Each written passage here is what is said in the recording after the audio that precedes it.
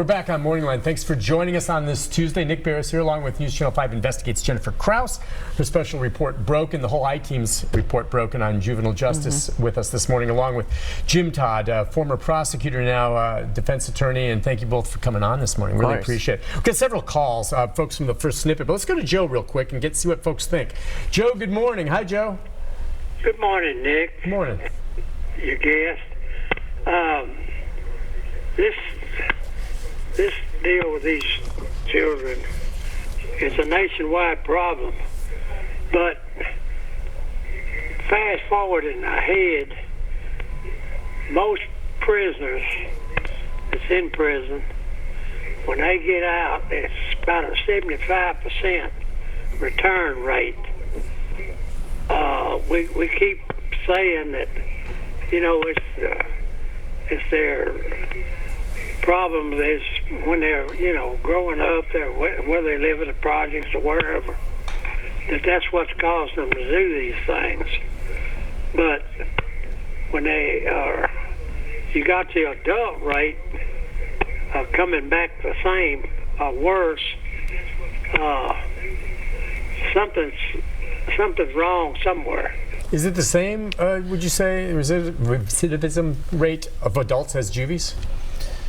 Well, it's apples to oranges, because I think what really needs to be done is, you know, somebody needs to go to the Department of Corrections and kind of say, okay, when did you start criminal activity? And they'll, you know, my guess is they're going to say it was when I was young, because they didn't have the adequate supervision, socioeconomic environment they were born in. And so, you know, when we did a study in the DA's office when I was there, I think the recidivism rate for people who had gone to the Department of Children's Services, which was the most stringent form of rehabilitation they had, was 85% back in by the time they turned 21. So I think everyone starts early. Okay. I think, you know, as the caller said, you know, that they are, their environment of where they're growing up kind of causes them to commit these crimes, whether that is or not. But they are released and they go back to that same environment, the same environment. So if that is a root cause, but one other point to kind of piggyback on what Jim said was, you know, both Andrew and both Terrence, the murders that they were arrested for, that was not the first time they had been in trouble. Both of them had lengthy rap sheets and had been in and out of jail for a very long time, starting when they were much younger, several years before. They said they would steal cars and joyride. They had not been in and out of jail. They had been in and out of juvie. Right, okay, juvie. Big mistake. You know, Terrence McLaurin in his evaluation, where he was evaluated, told the evaluator, I couldn't believe they didn't let me go home. Right. When they took him in for murder. Because every other time he'd been taken to juvenile, he was going home.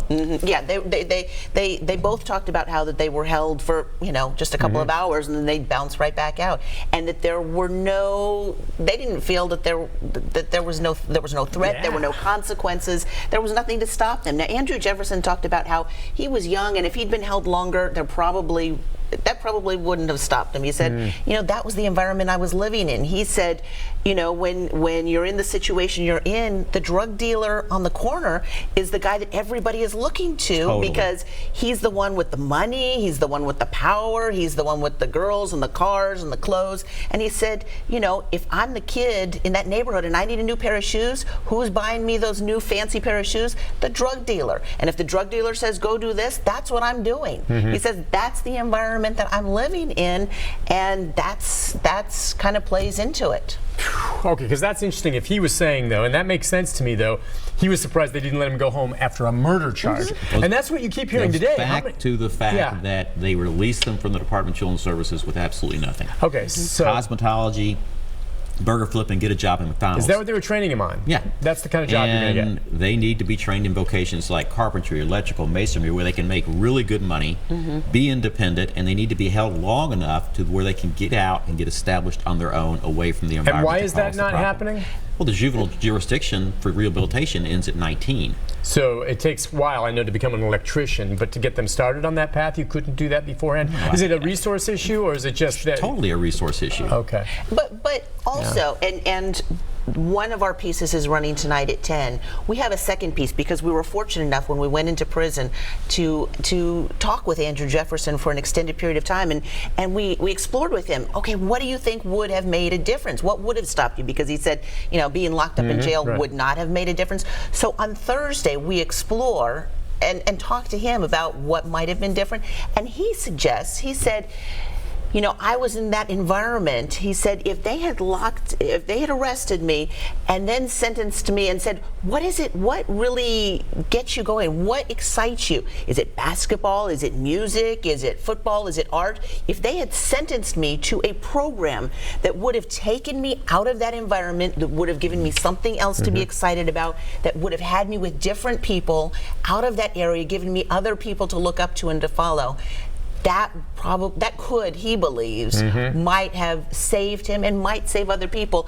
Not talking about for murder, but when they start out doing small things, give them an alternative to get out of that cycle that they're in. It makes sense. All right, let's go to Ann. Ann, good morning. Hi, Ann. Good morning. My question's for Mr. Todd. I had a 20-year history with Metro schools. Specifically, that history was with high school students, and it was with those students that I had experience with the first-time offenders Saturday program. I'd like to know your opinion of how effective you can be at reforming a teenager who is selling drugs in Metro schools in a 6-hour Saturday program, and then allowing that student to return to school on Monday morning, knowing you have only had 6 hours to totally reform that student. Is that even reasonable? Well, I'm a little confused, because if a person's selling drugs at school, they're going to be charged, and they're going to go down to juvenile court, and then juvenile court's going to deal with it as a delinquency. So it's not just going to be the school. So I'm a little confused by that, but I think obviously the tenor of her call is the answer is no. It's not working. And would Metro schools allow someone back in? If they sold drugs at school, they would be sent to the alternative school, number one, and then number two, prosecuted in juvenile court. Let's go to Reverend Fuzz. Reverend Fuzz, good morning. Hi, Reverend. Hey, Nick. Good morning. Morning. Listen, I got to ask one quick question here. I don't know if anybody ever knows this answer. How many juveniles, what's the number? I'm looking at like 84,000 kids in our schools, probably like 120,000 kids in our city under 18. How many of this 120,000 kids are in the juvenile system? And I just heard you talking about the kid who needed another environment. I've offered kids great environments, mentors, programs. I've had to tell 8 kids you cannot come back in the church until your parents come and sit down with us. And none of those kids did that. Every one of those 8 kids ended up in the juvenile system. They got shot. They shot somebody. They robbed somebody. They were offered an opportunity. My problem becomes that we talk a lot about the kids who are failing, who are threatening, and not lifting up these really great kids who are out here trying, going to school, doing what their mama say, what the preacher says, the teacher say. I just want to ask, what's the number of children that we're talking about compared to the number of children that are in our city? All right. Thank you, Reverend. I don't know. Good question. Do you have an idea? No idea on that. There's not numbers kept on that, or No. there's a lot. There are a lot of good kids out there. A lot of good kids. It's just unfortunately the bad apples are what get our attention. And we talked about these other options, like you were just saying, that maybe if he had some, I don't know if it's through a system or not. We know there's nonprofits out there that offer alternatives to some degree. You heard the Reverend talk about that. For the first time, juveniles, I think that the thing that's noteworthy is that the Department of Children's Services, which inherently is inadequate at doing this, and it's not their fault because they're under-resourced, they're going in the opposite direction. Back when we did these pieces in the 90s, there was 4 hardware secure facilities for juveniles. Now how many do we have? 1? 2. 2. They closed 2 of them. It makes no sense at all. It should be going the opposite direction. I mean, what do you mean when you say these hardware facilities? Ones where they're... Where you can actually detain a child with a fence around them. Okay. Like Woodland Hills. Yeah, Woodland Hills used to be. Yeah. Wilder, Taft, and Mountain View. Okay. They've closed 2 of them.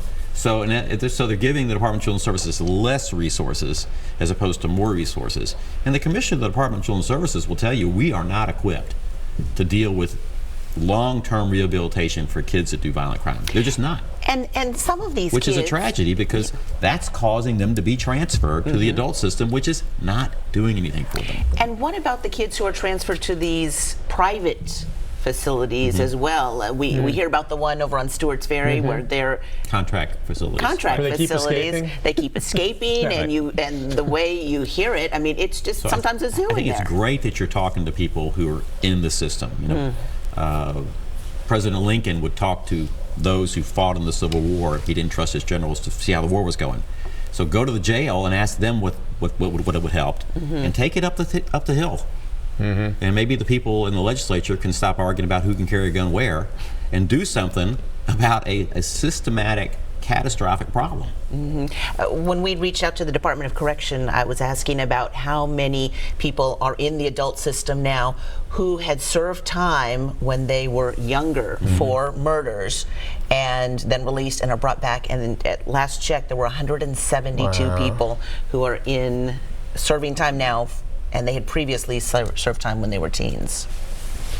Yeah, I don't know. We're going to go to the break here. I mean, we've talked about this for years and all of this, and yet the sentiment in some of the Facebook posts in this, you talk about taking it to the hill. Well, those politicians are going to do what their constituents want. And what I hear from the constituents when they keep seeing all these violent crimes, they just lock them up and forget about them. Lock them up. And I keep saying, that is just stupid. And you want to know why that's stupid? Because you're going to be paying for them for the rest of their lives, and I don't want to be paying for them. Find a way to rehabilitate them, but instead of paying ahead of time, pay me now or pay me later, you're paying later, and we're paying out about, just from a purely selfish point, not even thinking about these kids.